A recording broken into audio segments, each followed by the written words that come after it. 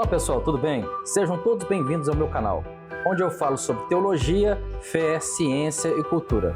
Hoje eu quero falar sobre um tema muito interessante, o Deus de Israel e as linhas do tempo. Você já assistiu algum anime ou filme que mostra diferentes realidades alternativas, onde os personagens podem viajar no tempo, mudar o espaço, mudar o passado, alterar o futuro, ou até mesmo criar novos universos? Você já se perguntou se isso é possível na visão bíblica? Você já se perguntou se o Deus de Israel tem várias linhas do tempo, ou se ele mesmo está em todas elas? Vamos descobrir juntos nesse assunto. Para começar, vamos entender o que são as linhas do tempo. Uma linha do tempo é uma forma de representar a sequência de eventos que ocorrem em um determinado período. Por exemplo, podemos fazer uma linha do tempo da história de Israel, desde Abraão até os dias atuais. Nessa linha do tempo, podemos ver os principais fatos que marcaram a trajetória do povo de Deus, como a entrada de Canaã, a divisão do reino, o exílio, o retorno e a destruição do templo, a dispersação, a formação do Estado moderno e etc. Essa visão geral do que aconteceu com Israel ao longo dos tempos. Mas e se pudermos mudar essa linha do tempo? E se pudermos voltar ao passado e alterar algum evento? Se pudermos ir ao futuro e ver o que vai acontecer e alterar algum evento? E se pudermos ir ao futuro e ver o que vai acontecer? E se pudermos criar novas linhas do tempo, onde coisas fossem diferentes? Será que isso é possível? Será que é compatível com a vontade de Deus? Será que isso afetaria a relação de Deus com o seu povo? Essas são algumas das questões que são exploradas em muitas obras de ficção, como animes e filmes que usam o conceito de linhas do tempo alternativas, como por exemplo no filme Os Vingadores Ultimato, onde os heróis da Marvel tentam reverter o extermínio de metade da vida no universo causado pelo vilão Thanos. Para isso, eles usam uma máquina do tempo que os permite viajar em diferentes épocas e lugares e recuperar as joias do infinito, que são a fonte do poder do vilão. Mas também eles criam novas linhas do tempo e coisas diferentes acontecem, onde eles encontram versões alternativas de si mesmos e dos inimigos. Eles também precisam devolver as joias aos seus lugares de origem, para evitar essas linhas do tempo se tornem caóticas e perigosas. Esse é apenas um exemplo de como as linhas do tempo alternativas são usadas na ficção, para criar histórias envolventes, divertidas, emocionantes e até mesmo educativas. Mas será que elas têm algum fundamento na realidade? Será que elas têm algum respaldo na Bíblia? Vejam esse trecho cômico. Não tenho como te explicar nesse momento e você não pode sair por aí matando as pessoas. Por quê? Porque é um dos mandamentos de Deus, não matarás. Por quê? Porque é um pecado. Por quê? Olha, não é legal, tá bom? Não é legal. Por quê? Como?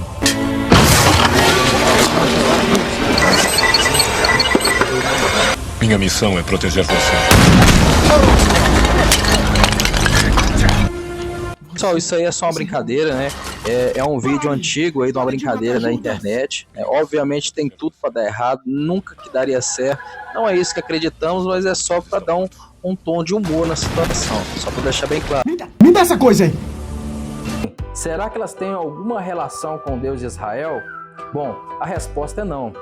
Não há nenhuma evidência científica ou bíblica de que existam linhas do tempo alternativas. Não há nenhuma forma de viajar no tempo, mudar o passado, alterar o futuro ou criar novos universos. Não há nenhuma possibilidade de que as coisas sejam diferentes do que são. Não há nenhuma versão alternativa de nós mesmos ou de Deus. Há apenas uma linha do tempo, uma realidade, uma história, uma verdade e um Deus. Mas não que Deus não possa, porque Deus já fez a terra parar de girar no livro de Josué para que ele perseguisse os seus inimigos. E também já fez o relógio de Acabe parar.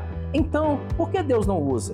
Bem, o Deus de Israel é o único Deus, eterno, imutável, onipotente, onisciente, onipresente, soberano, santo, justo, amoroso, fiel e criador de todas as coisas. Ele é o mesmo ontem, hoje e será sempre. Ele também é o princípio e o fim. Ele não muda de ideia, nem se arrepende, nem se contradiz. Ele não depende de ninguém, nem de nada para realizar sua vontade. Ele não depende de ninguém, nem tempo, nem espaço, nem pelas circunstâncias. Ele não é afetado pelas escolhas humanas e nem pelas ações do mal. Ele é o Senhor da história e o Rei dos reis e Senhor dos senhores. Em Números ele diz: Deus não é homem para que minta, nem filho do homem para que se arrependa. Porventura diria ele: e não faria? Não falaria e não confirmaria? Está escrito em Números, capítulo 23, no verso 19. Também no livro de Amós, no capítulo 3, no verso 7, Deus diz: certamente o Senhor Deus não fará coisa alguma sem ter revelado o seu segredo aos santos, aos seus servos, os profetas. Então, por que Deus permite que as pessoas sofram? Bom, a resposta para ambas as perguntas é porque estamos nessa terra em um estado transitório, ou seja, o verdadeiro sentido da vida é estar com Jesus e viver eternamente com Ele. Se houvesse linha do tempo para consertar tudo, ou se Deus nos desse tudo o que queremos, como as riquezas, como curas, não haveria necessidade do céu. E aqui, nesse recorte, eu trago uma entrevista do Celso Portiolli entrevistando Rodrigo Silva. E apesar de eu não concordar com a escatologia e a doutrina do sábado dele, eu confesso que é uma das melhores respostas que eu já vi na vida sobre o assunto. Vamos conferir. Eu sonhei que o vovô não vai morrer, foi curado por Deus. O avô voltou no médico e falou pro médico: a minha neta sonhou que eu fui curado, eu quero fazer exames. O médico falou: não é hora mais de lutar, é hora de aceitar, não tem mais o que fazer. Não, mas fizeram exames e o avô estava curado. Milagre. Aí quando eu fui ler os comentários, dizendo o seguinte: por que o avô dela mereceu e uma criança não recebeu a mesma graça? Que Deus é esse? E aí? Excelente pergunta. A opinião que eu tenho sobre isso, a vivência que eu tenho sobre isso é a seguinte: você já parou para pensar que todos os milagres de Jesus foram incompletos e provisórios? Todos os milagres incompletos e provisórios. Vou dar exemplo. Um dos maiores milagres de Jesus foi a multiplicação dos pães e peixes. Sim. Mas quanto tempo durou aquela comida? Só para aquele momento. Só para aquele momento. Foi incompleto. Ele não sanou a fome do mundo. Outra questão. Ele ressuscitou Lázaro, mas Lázaro morreu depois. Foi provisório. Todos os milagres de Jesus, eu falei, foram incompletos e provisórios. Provisórios no sentido de ele curou o aleijado, mas o aleijado depois morreu de outra doença. Ele curou o leproso, mas o leproso morreu depois de outra... O cego. Ele curou o cego, mas no outro dia ele não arrumou emprego para o cego. Lembra que o cego vivia de pedir esmola. Você viu que os milagres eram provisórios e como eu falei assim, e provisórios em que sentido? O leproso que Jesus curou, depois acabou morrendo de outra doença que Jesus não curou. Por que assim? É porque na dinâmica do grande conflito, se Deus, vou colocar as hipóteses, se Deus curasse todo mundo, não haveria necessidade do juízo final. Sim. O que é provisório se tornaria permanente. Já viu aquelas pessoas desmazeladas com casa? Muitas esposas que às vezes tem aquele marido, aquele sujeito que fala assim: amor, tá quebrando o cano ali do banheiro. Ah, eu vou arrumar, e nunca arruma. E depois faz um remendo ali. Eu vou arrumar, esse aqui é só provisório. Gambiarra definitiva. E aquela gambiarra fica definitiva. Sim. O provisório virou permanente. E a pior coisa que tem é quando o provisório se torna permanente. É gambiarra mesmo, você usou a expressão correta. Esse mundo é provisório. Se Jesus tornar o provisório permanente, Jesus vai estar fazendo como aquele marido. Ele não vai estar consertando, ele vai estar apenas deixando a gambiarra. Se ele curasse todo mundo, ele ia simplesmente deixar a gambiarra para sempre, porque ele vai consertar tudo sem trazer o juízo final, sem dar fim ao pecado, sem destruir o dito cujo com os anjos dele, sem separar o joio do trigo. Ele vai simplesmente estar perpetuando a gambiarra. Por isso que Deus não pode curar todo mundo. Não é a hora ainda. Você não pode abrir o cano na pressão máxima, que é gambiarra. Se você abrir o cano na pressão máxima sendo gambiarra, vai estourar a parede, vai ser um estrago pior do que se você deixar... Ainda deixa o chuveiro só um pouquinho, que ainda está na gambiarra. Mas deixa um pouquinho, porque você precisa tomar banho. Então, da mesma maneira que Deus não podia sair curando todo mundo indistintamente, Ele também não podia deixar de curar ninguém, senão nós nos sentiríamos às cegas. Abandonados. Então Deus não cura todo mundo, porque Ele não quer tornar o provisório permanente, mas Ele também não evita curar um e outro, porque é um sinal. Olha, eu ainda estou aqui.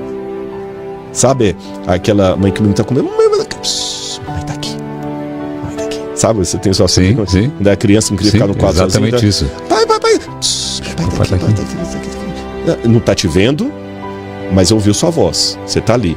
Então, essas curas que Deus faz aqui e ali, não é porque o avô da menina mereceu mais do que o outro, porque aquela criança, Deus é injusto, que ele seleciona. É uma maneira de falar assim, papai tá aqui. Não dá para acender a luz ainda, você vai dormir. Top, não é? A Bíblia é a revelação de Deus para a humanidade, o registro de sua ação na história. Ela nos conta como Deus criou o mundo e tudo que nele há. Ela nos conta como Deus escolheu o seu povo, Israel, para ser o representante na terra, para ser o canal de bênção para todas as nações. Ela nos conta como Deus enviou o seu Filho, Jesus Cristo, para ser o Salvador do mundo e para cumprir suas promessas. Ela nos conta como Deus enviou o seu Espírito para ser o Consolador, o seu guia, o selador dos que creem. Ela nos conta como Deus vai voltar para julgar os vivos e os mortos e para estabelecer o seu reino eterno. Ela nos conta como Deus vai restaurar todas as coisas e fazer nova todas as coisas. Essa é a linha do tempo de Deus, que é a única que existe, é a única que importa. Não é uma ficção, mas é uma realidade. Ela não é uma possibilidade, mas é uma certeza. Ela não é uma ilusão, mas é uma esperança. Ela não é uma fantasia, mas é uma fé. Ela não é uma diversão, mas ela é uma devoção. Por isso, meus irmãos, não se deixem enganar pelas linhas do tempo alternativas, que são invenções humanas, que servem para entreter e não para edificar. Não se deixem seduzir pelas realidades alternativas, que são ilusões satânicas, que servem para confundir e não para esclarecer. Não se deixem distrair pelas versões alternativas, que são mentiras diabólicas, que servem para destruir, mas não para construir. Fiquem firmes na linha do tempo de Deus, que é a grande verdade divina, que serve para salvar, para santificar e para glorificar a Deus. Sigam a Deus, o único e eterno, imutável, soberano, o santo, o justo, o amoroso, o fiel, o Criador de todas as coisas. Ele é o nosso Deus, o nosso Senhor, e nós somos o seu povo. Então, se você gostou desse estudo, comenta, compartilha e dá um like.